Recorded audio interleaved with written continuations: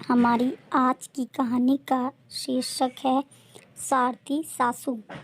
पारिवारिक कहानी है यह।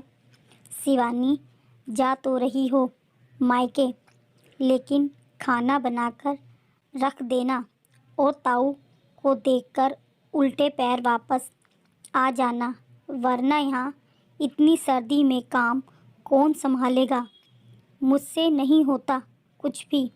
अंदर कमरे से सासू माँ की आवाज़ सुनाई पड़ती है।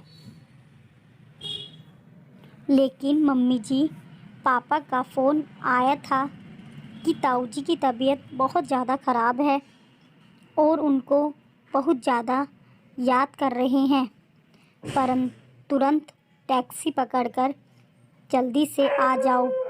खाना बनाने में थोड़ा बहुत समय तो लगेगा ही।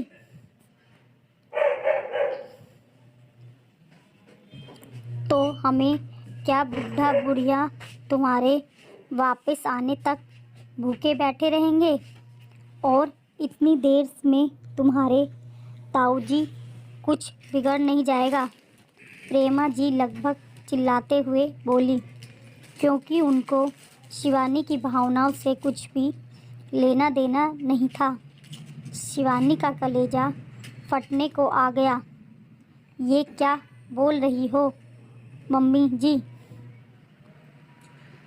लेकिन मजबूरी, क्योंकि जो सासू ने कह दिया मानना तो पड़ेगा ही। मन न होते हुए भी ज़बरदस्ती मन मारकर बहुत ही दुखी मन से शिवानी खाना बनाने के लिए रसोई घर में चल दी। आंखों से आंसू बह रहे थे और शिवानी के हाथ लगातार बहुत जल्दी काम करने में लगे।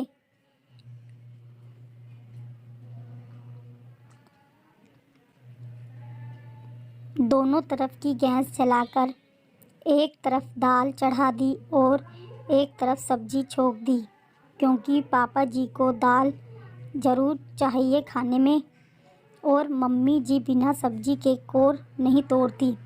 शिवानी बेटा, कहाँ तक पहुँची? पापा का फिर से फ़ोन आ गया।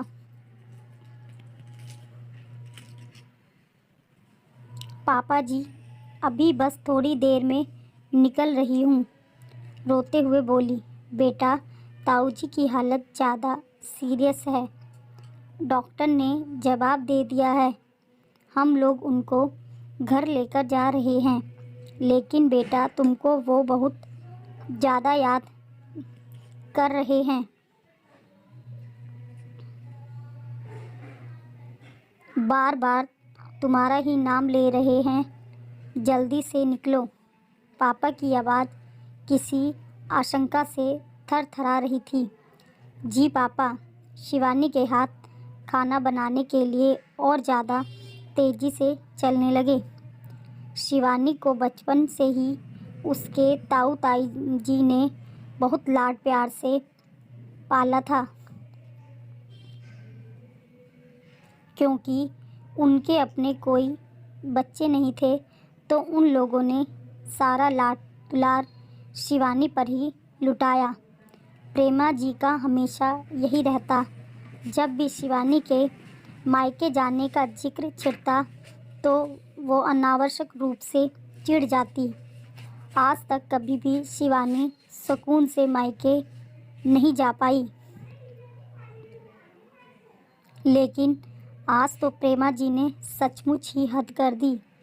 शिवानी सोच रही थी कि वो सिर्फ मम्मी जी की झूठी जिद की वजह से जल्दी नहीं निकल पा रही है।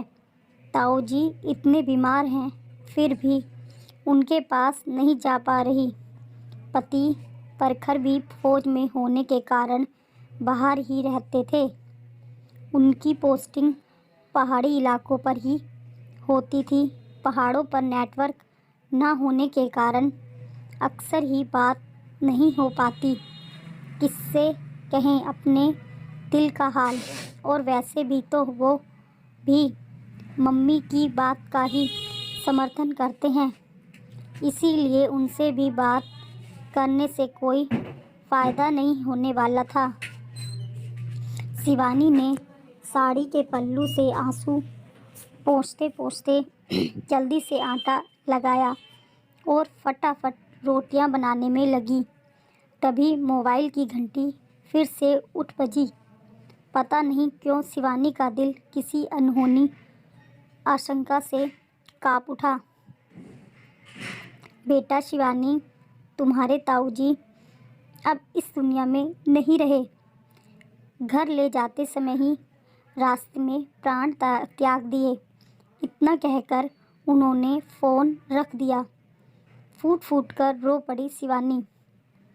जी चाह रहा था कि खूब चीखे चिल्लाए, लेकिन आवाज़ गले में ही घुटकर रह गई शिवानी की। मम्मी जी, ताऊ जी अब इस दुनिया में नहीं रहे।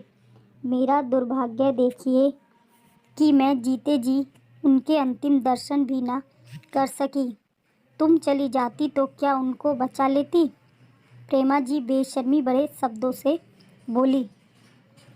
मम्मी जी, बचा तो नहीं लेती, लेकिन वो मुझसे मिल तो लेते। अंत समय तक वो मुझे याद करते रहे।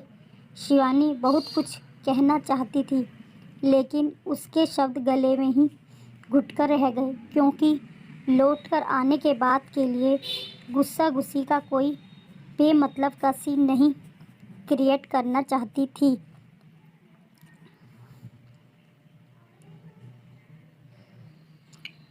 क्योंकि रहना तो उसे इसी घर में ही मम्मी जी के साथ ही था। और रोती कलपती शिवानी ताऊ जी के अंतिम दर्शन को चल गई।